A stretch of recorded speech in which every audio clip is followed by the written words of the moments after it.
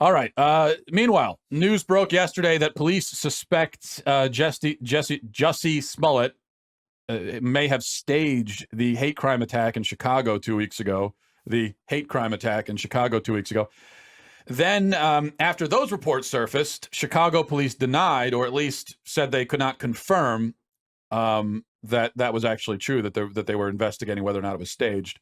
But what we do know, and what has not been denied, is that the two persons of interest, most likely the two guys who appear on the security camera footage. Remember, police have security camera footage of Jussie Smollett's entire walk back from Subway, except for 60 seconds. They're only missing 60 seconds. And the only other people who appear anywhere on that footage are these two guys who they now have in custody, or they are questioning. Now, these two guys are Nigerian, and they are apparently brothers who, what do you know, worked on the show Empire with Jussie Smollett. So, I mean, could they be Nigerian rednecks? Could they be Nigerian racist rednecks who, is that what we're going to hear next from the left? Look, it was clear all along that this was a hoax, right? I've already gone over all the holes in the story. It was literally unbelievable from the start. But then once the video footage surfaced and you could only see a 60-second gap and this whole altercation was supposed to have happened in 60 seconds, well, then you already know that that's enough. That's all you need to know. Of course, it didn't happen. Nothing about the story was remotely plausible. In fact, we don't even have to look at any of the specifics. We can just look at the fact that Smollett was claiming that two racist skinheads essentially would recognize a supporting cast member from the show Empire as he's walking by in the dark at 2:30 a.m. Now, I guarantee you that anyone who falls into this category, some kind of crazy, psychotic, white nationalist type of person, not only have they never seen Empire, but they probably don't even know that show exists. So that detail alone made it impossible to believe, but everything else is just icing on the cake, and it's just, you can't believe it. Now, I never thought, though, that he necessarily staged the attack. I figured that he just made it up. He invented the attackers out of whole cloth. That would certainly be a smarter move, because at least if you invent imaginary people, then the cops, barring any actual video evidence of when the thing was supposed to have happened, they can never conclusively prove that it didn't happen. If you just invent people who never existed, then the cops probably will never be able to prove that you made it up, because it's all in your head and they can't read your mind. But if you enlist real people into the ruse, and then the cops find them and they confess to it under legal pressure, well, now there is positive proof that you lied. So to actually involve people and do some sort of staged thing, it doesn't, why would you do that? So is that what Smollett did? I don't know. The involvement of these two Nigerian men who worked on the show certainly adds a lot of credence to that notion. Either way, Smollett is clearly full of it. The only question that remains is how will the left deal with this? Okay, they really have three options. They can either defend him and say that he was traumatized from a life in Trump's America, so he can't be held responsible for his actions. Or they can say that, yeah, he lied, but he started an important conversation about race and sexuality in America, and let's focus on that. So they can do that, or they can just ignore it and pretend it never happened. Those are really their three options. Or there is a fourth option. They could be so ticked off at him for embarrassing them and undermining their narrative that they actually do condemn him forcefully, which is much like they did with Kevin Spacey. Remember Kevin Spacey, after he got in trouble for these several abuse allegations by teenage boys, Kevin Spacey tried to deflect by coming out of the closet and saying, yeah, I'm a gay man, as if that was the headline. And I think he thought that would get at least liberals to come into his corner, but it didn't work. They turned against him all the more because he was trying to draw this association between homosexuality and his sexual abuse, and they didn't like that at all. So he ended up being even more of a pariah. A similar thing could happen to Smollett because he is embarrassing the left and undermining their whole hate crime narrative. So who knows?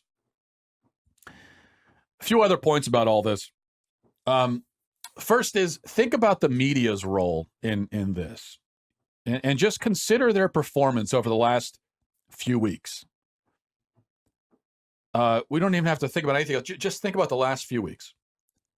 First, they run with this out of context video clip of the Covington Catholic students, and they paint them as racist, and they tell a version of the story that turns out to be false. And they took that first version, they reported it uncritically, without any sign of hesitation or skepticism. And then when the true story came out, the media for a while tried to stick to its original narrative and continue the lie. And then when that became impossible, they just dropped it and moved on like it never happened. And then right on the heels of that, we have this Smollett thing. Once again, they took the first version of the story, they reported it uncritically. Many headlines in the first few days said things like, Empire actor assaulted in hate crime attack. No alleged, no reportedly. They just putting it out as a fact, amplifying the ridiculous story the guy was telling without even showing any signs of skepticism. And these people in media have the gall to get offended when we call them fake news. We've got all the ammunition we need just from the last 3 weeks. Forget about the last 2 years or 30 years. Just from the last 2 weeks, we have all the reason in the world to discount most of the mainstream media as fake news. Fake news is the most flattering possible thing we could call them. If we wanted to be more accurate, we could call them sniveling, shameless, lying, manipulative propagandists. And I think that would be more accurate. Second thing, just to think about is, if America is, this is a brain teaser. If America is such a racist country, why do liberals constantly have to invent fake hate crimes? We see these fake hate crimes all the time. It's very common, especially after Trump was elected. But if America is so racist, why do you have to invent it? If America is so racist, it seems like if you're a black gay man, for instance, there should be plenty of real life examples of the persecution and abuse that you faced. Yet you're going and coming up with fake ones. It seems like this seems to indicate, possibly, that America is not actually a racist country. America is, in fact, probably the least racist country on earth. And it is so not racist that you have some people in this country who are so desperate to be victims, and yet they find so little supply of real victimhood. They find so few opportunities to really be a victim that they have to invent it. This is what we talked about a few days ago, that people in this country are, from a very young age, are raised to see victimhood as a desirable thing. We see victimhood as power. Victimhood equals power. And so people are desperate to be victims. They see it as some sort of trump card that they can always play. A trump card that they can use to win any argument, to get sympathy whenever they want it, to get job opportunities, whatever. And if they can't really be a victim, then they'll make it up. But that tells you something. That if these frauds would just stop it. I mean, think about, there's the famous line from, I believe it was Morgan Freeman, who was interviewed on 60 Minutes several years ago. And you see this clip pop up on Facebook a lot, where he's asked, first, what do you think, if he likes Black History Month, what he thinks of Black History Month, and he said he's not a fan of it. And then he was asked, well, what do we do about racism in America? How do we stop racism? And Freeman said, stop talking about it. Just stop talking about it. And this is coming from, an elderly black man who, when he was growing up, he really did experience severe racism. And this is coming from him. I think there's a lot of truth to that. There's a lot of wisdom to that.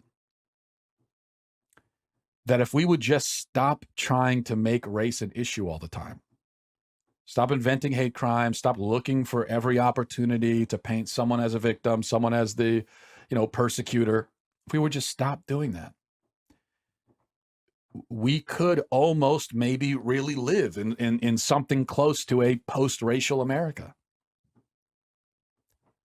Maybe not across the board for everybody, but there are a lot of people that they just, when you're a kid, if you grow up in a diverse environment and there are a lot of different races and religions and different types of people that you're growing up with, you're going to school with them, you're hanging out with them after school, then that's just it just wouldn't even occur to you to be racist, because that's just your environment. You just take it for granted. When I was growing up, I went to a very, I grew up in a very diverse area, went to a school with a whole range of different sorts of people, both when I'm talking race, ethnicity, socioeconomic backgrounds, everything, and it's very common for a lot of people, especially if you live on the East Coast like I did. And I remember growing up, I never even saw it as an issue at all. When I was in first and second grade, and I was in school, and we had Hispanic kids in class, and black kids, and Asian kids, and white kids, Jewish kids. I didn't look around and see, oh, there's so much diversity. Look at that. Well, you have that sort of person over there, and that sort of person over there. No, these are just kids. These are just my classmates. These were just friends. Which is what we're supposed to want, right? Isn't that the kind of country we're looking for? But it seems like what happens, especially with, academia and the media, is they see that and they come in and they try to interfere with it. And they say, no. And especially they start saying to the black kids, oh no, that's a white kid over there. You need to be suspicious of him. See, he's got privilege and he's got all these things you don't have and all these advantages. You need to be suspicious. And he's inherently racist. And they say to the little girls, no, be careful, the little boys over there. Oh, they're dangerous. Toxic masculinity. And they say to the kids who come from less wealthy families, they say, oh, look at the kids over there. Their families have more money. You should hate them for that. No, they shouldn't have that money. It's not fair. Look at all these things they have that you don't have. And they start whispering into the ears of kids like serpents, like snakes, trying to engender hatred and division and racism and envy and everything. And they're successful. And then you end up with guys like Jussie Smollett, a fraud and a liar, who would make up something like this, and in so doing, he is trying to paint an entire race of people as potential psychotic, violent bigots.